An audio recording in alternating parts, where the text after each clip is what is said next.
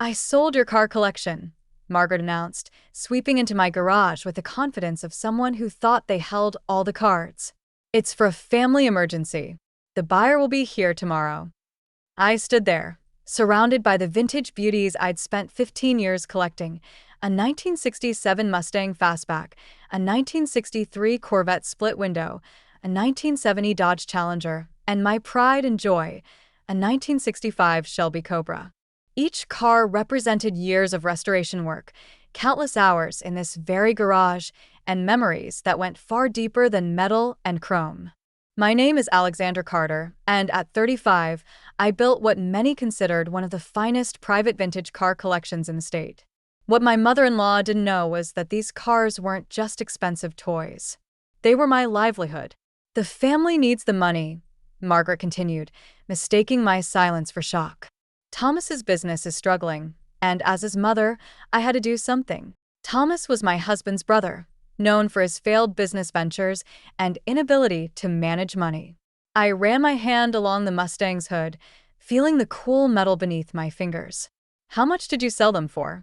I asked calmly. Margaret's smile widened. 800,000 for all four.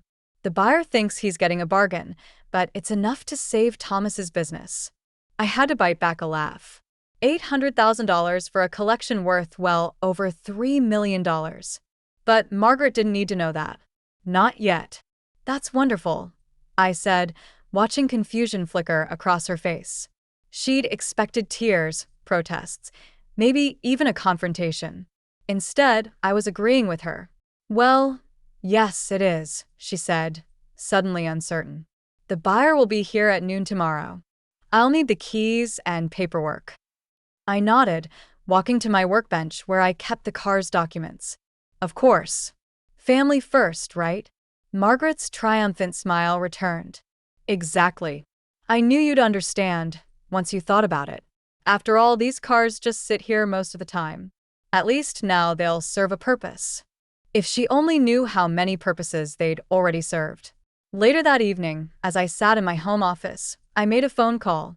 Hey Jack, it's Alex. Remember that offer you made last month? Is it still open? Jack Phillips, curator of the National Automobile Museum, had been trying to acquire my collection for their upcoming vintage racing exhibit. His offer had been generous, not just financially, but also including a position as the museum's head restoration specialist. Alex.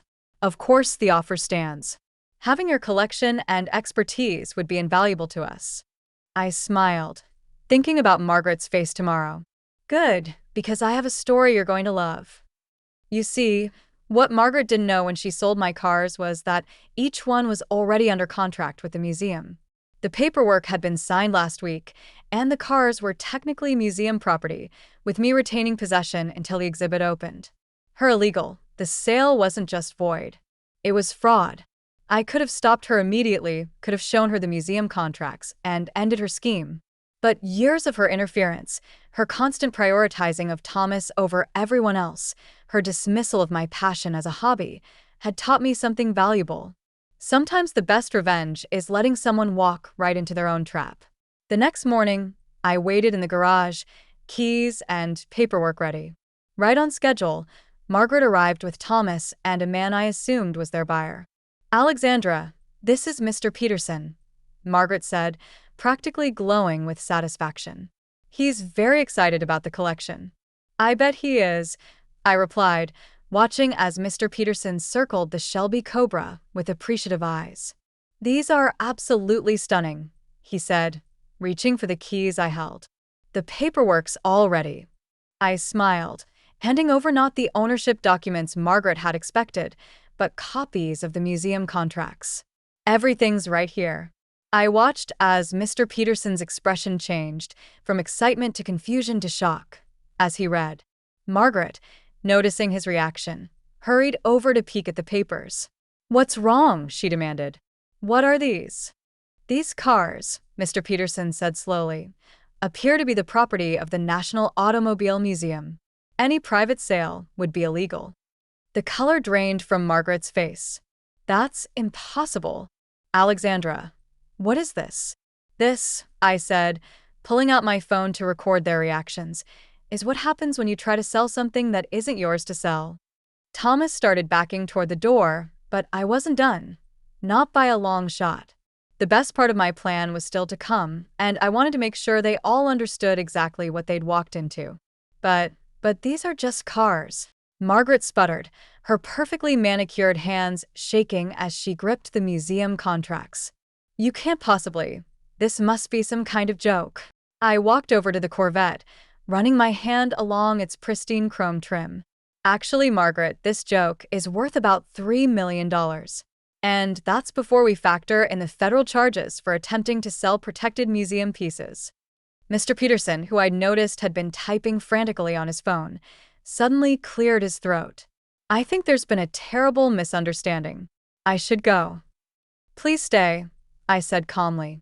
The museum's legal team will want to speak with you about your involvement in this attempted fraud. Thomas, who had been inching toward the door, froze. Legal team? Oh yes, I smiled, pulling up the security camera feed on my phone. They're particularly interested in last Tuesday's footage, when you and Margaret came here with a locksmith to copy my garage keys. Tampering with museum property is a serious offense. Margaret's face went from pale to scarlet. You set us up. You knew we were trying to help Thomas, and you laid a trap. No, Margaret. You set yourself up. I gave you plenty of chances to ask about the cars, to show even a hint of respect for what I do. Instead, you broke into my garage, arranged an illegal sale, and tried to steal my life's work, all to bail out Thomas's fifth failed business venture. The sound of approaching vehicles made everyone turn. Through the garage windows, we saw 3 cars pulling up, Jack Phillips from the museum, my lawyer Emma Stevens, and a police cruiser. You called the police? Thomas whimpered, looking more like a scared child than a 40-year-old man. Actually, that was me, Mr. Peterson admitted. I'm not really a buyer. I'm an investigator for the Insurance Crime Bureau. We've been watching your pattern of suspicious business dealings for months, Mr. Carter. Margaret staggered backward, bumping into the Mustang. This can't be happening. We're family. Family? I laughed, but there was no humor in it. Was it family when you told everyone my restoration work was just a hobby? When you convinced James to cancel our wedding because you thought I wasn't good enough for your precious son? Thank God he had the spine to stand up to you. Then Jack Phillips entered the garage first, followed by Emma and 2 police officers. His eyes went straight to the cars, checking for damage. They're fine, Jack, I assured him, though they tried to sell the whole collection for $800,000. Jack's eyebrows shot up. $800,000? Do they have any idea what the Cobra alone is worth? Apparently not, I said, watching as the officers began taking statements from everyone involved. They also didn't know about the restoration business I run, or the museum contracts, or the fact that these cars have been featured in major automotive magazines. Emma's approached with her tablet. We have everything we need, Alex, the security footage, the fraudulent sale agreement Margaret drew up, even texts between them planning the whole thing. Do you want to press charges? I looked at my mother-in-law, now sitting on my work stool with her head in her hands, and at Thomas, being questioned by the officers about his business dealings. For a moment, I felt a twinge of pity. They'd been so convinced of their own righteousness, so sure that their needs trumped everyone else's. Yes, I said firmly. File everything. It's time they learned actions have consequences. Just then, my husband James burst through the door, having rushed home from work when I texted him what was happening. His eyes swept the scene before landing on his mother and brother. Really? He asked them, his voice heavy with disappointment. After everything, you still couldn't just leave her alone? Margaret lifted her tear-stained face. James, honey, we did it for Thomas. The family. Stop. James cut her off. Just stop. You did it because you've never accepted that Alex is part of this family. Because you can't stand that she's successful at something you don't understand. He walked over to me, wrapping an arm around my shoulders. Well, now you get to understand. Exactly what she does, Jack added, because the museum's press release about their new collection and head restoration specialist goes out tomorrow. The look of shock on Margaret's face was priceless. Head restoration specialist. That's right, Jack Phillips chimed in. Alexandra's reputation in the classic car world is exceptional. We've been trying to get her on board for months. As the officers led Thomas and Margaret out to discuss their charges, I felt the weight lift from my shoulders. Years of dismissal, of snide comments and backhanded compliments, were finally ending. James squeezed my shoulder. You okay? I nodded, looking at my beautiful cars, now officially part of something bigger than Margaret's small-minded schemes. You know what? I really am. 3 months after the garage incident, I stood in the National Automobile Museum's main exhibition hall, watching as visitors admired my collection.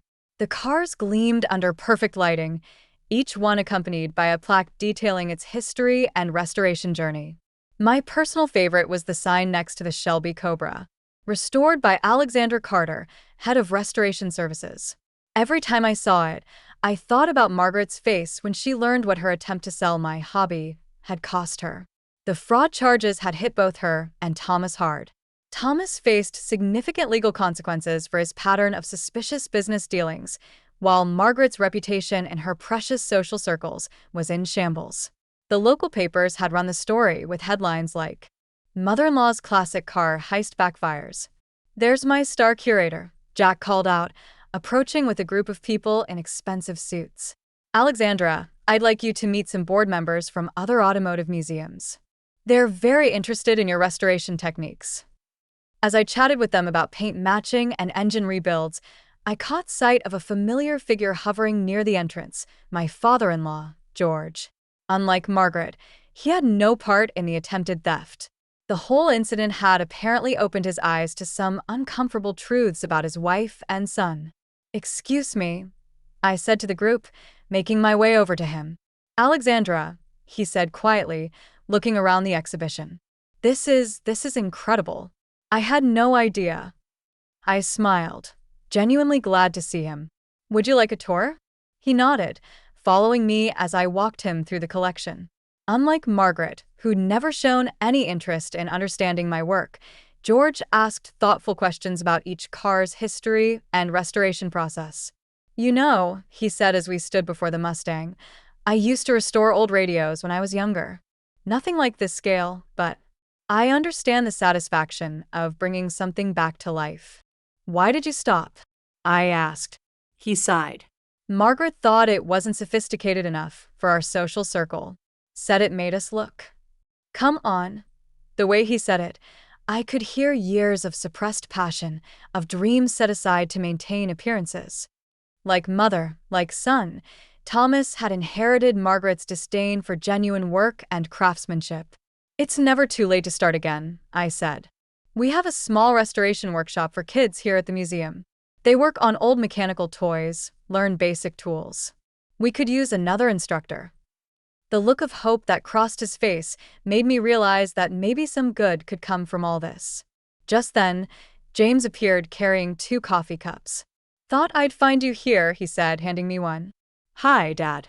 Your wife just offered me a teaching position," George said, still looking at the cars with wonder. James grinned. "You should take it. Better than rattling around that big house alone while Mom's doing her community service."